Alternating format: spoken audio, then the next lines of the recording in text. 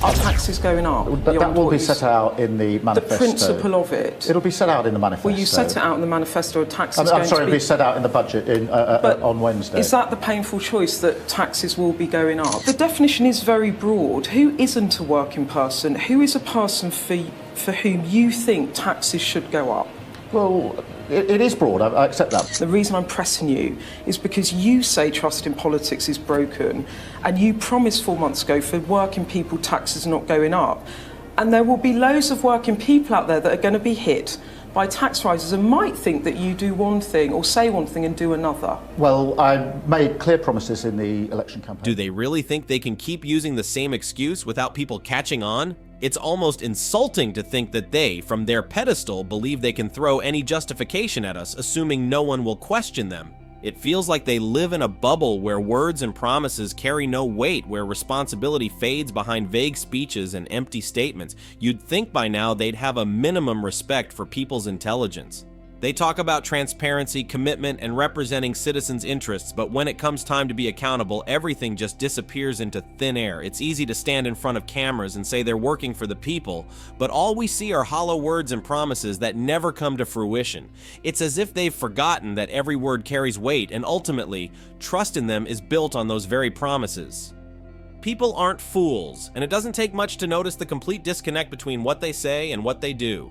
It's obvious their words are calculated, each phrase carefully crafted to sound good and create an illusion of commitment, but when it comes time to act, it all stays on paper. It's frustrating to see how cynicism has become the common language of politics. If they truly cared about keeping their promises, they'd respond clearly without beating around the bush and take responsibility for every one of their decisions. But of course, that's asking too much from today's politicians. It seems sincerity and transparency are concepts from the past, leaving us with an endless chain of empty promises and speeches that lead nowhere. There are 55 Commonwealth countries here represented. It's a meeting that takes place every other year, and there's a lot of conversation going on.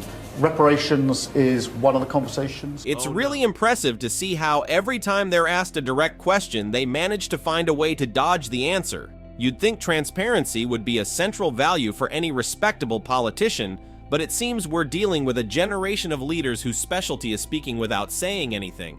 Hearing them tie themselves up in their own words to avoid commitment is both frustrating and revealing. The questions they're asked are simple and clear. People want answers, not sidestepping or evasions, but it seems answering directly is a risk they're unwilling to take. Each time they dodge a response, they lose a bit more credibility, and the gap between their promises and reality grows wider. How hard is it to give an honest answer? If they can't even manage the basics, how can we expect better on truly important matters? This constant evasion of questions only proves one thing: they lack the courage to tell the truth. They don't have the strength to look people in the eye and take responsibility for their decisions. It's as if every word they utter is carefully measured to maintain an appearance, to protect an image that deep down is hollow. The lack of honesty is a poison slowly eroding any chance of trust. The worst part is they seem to believe their own act, as if they truly think no one will question them, but people are becoming more aware, and pretty speeches and carefully crafted phrases are no longer enough. Politics needs leaders who dare to say things as they are, without beating around the bush or resorting to gimmicks. Sadly, we're far from seeing that in our current politicians. That our country took out the largest loan it ever has to pay off the slave owners and not the enslaved. So I want to ask the Prime Minister today if he will do what Bernie Grant asked all those years ago, what I have asked and what countless others have asked since, and offer a full and meaningful apology for our country's role in slavery and colonialism, and commit to reparatory justice. No, Mr. Speaker. What I think our focus should now be on doing is, of course, understanding our history in all its parts, not running away from it, but right now making sure that we have a society which is inclusive and tolerant of people from all backgrounds. That's something that we on this house, our side of the house, are committed to doing and will continue to deliver, but trying to unpick our history is not the right way forward, and is not something that we will focus our energies on. They promise solutions to problems, but how many of those solutions are actually reflected in daily life? It's easy to talk about recovery and improvements, but those words don't solve real issues people face. Well-written speeches might sound convincing, but when it comes to paying the bills or putting food on the table, those words mean nothing. The gap between their promises and reality is overwhelming. They present themselves as though they have all the answers, as if they're the only ones capable of leading society to a better future. However, when we look at the results, it becomes clear that it's all a facade. They seem to have mastered the art of using grandiose language and building an image of efficiency that, in the end, has no substance. People need action, not empty speeches that only serve to maintain appearances. And when someone dares to question them, the answer is always the same: more promises, more talk about the future, and no concrete answers. It's like they're trapped in a cycle of words that lead nowhere. People don't need to hear that everything will improve someday. They need to see tangible, real results. Every time their words remain unfulfilled promises, frustration builds. How many times are we going to see the same spectacle? People are tired of watching politics turn into a show where everything is measured in terms of image and appearance. If they really wanted to make a difference, they'd start by keeping their words and stop playing with people's hope, but for them, that seems like too much to ask. It's shameful to see how they deflect responsibility and blame others for the problems they themselves have created. It's always easier to find a scapegoat than to accept the consequences of their own mistakes. They seem to forget that at the end of the day, their decisions affect the lives of millions who don't have the luxury of looking the other way or hiding behind empty speeches. Every time I hear a politician evade a question or blame the previous administration, it feels like we're witnessing a complete lack of integrity. If they had a shred of respect for the people they represent, they'd own up to their share of responsibility and stop making excuses. But it seems that for them, responsibility only applies to others, never to themselves. The most alarming part is that this attitude is the main reason why people increasingly distrust politics. If they genuinely wanted to improve their image, they'd start by acknowledging their failures and stop looking for someone to blame. But of course, accepting responsibility is something that seems beyond their reach. They prefer to hide behind a rehearsed speech and point fingers, as if that solves anything. This constant evasion of responsibility is an insult to the people who elected them. Politics should be a commitment to serve, an act of responsibility towards society, but what we have is the opposite. A group of individuals who have become experts at dodging accountability of any kind. It's frustrating and honestly exhausting to see how this attitude has become the norm. Question of reparations.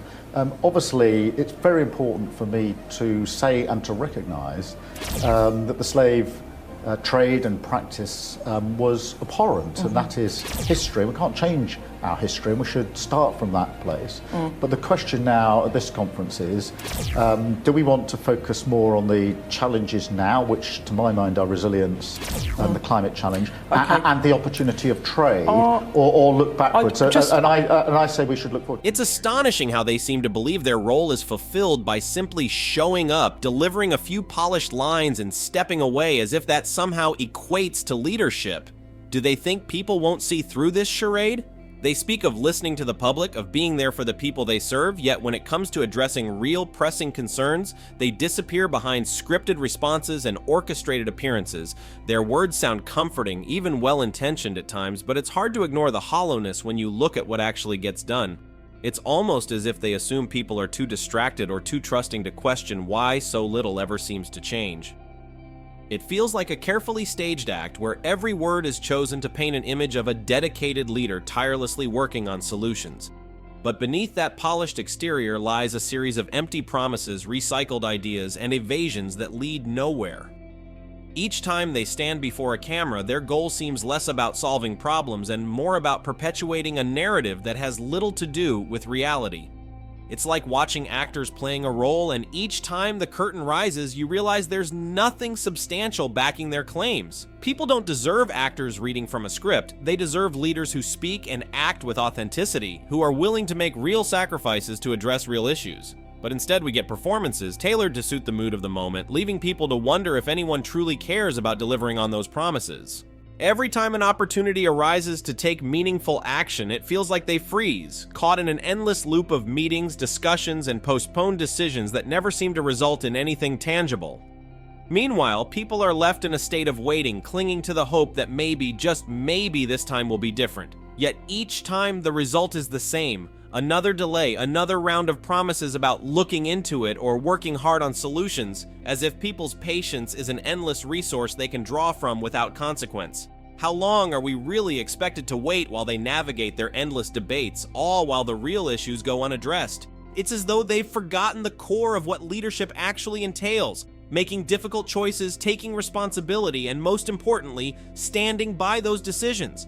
When a crisis hits, the response is painfully predictable: scripted statements, empty reassurances, and calls for patience while they figure out what to do. But patience isn't limitless, and for many that well ran dry a long time ago. It's increasingly clear that their primary focus isn't on resolving issues, but on preserving their own image, carefully managing their reputation while letting real action fall by the wayside.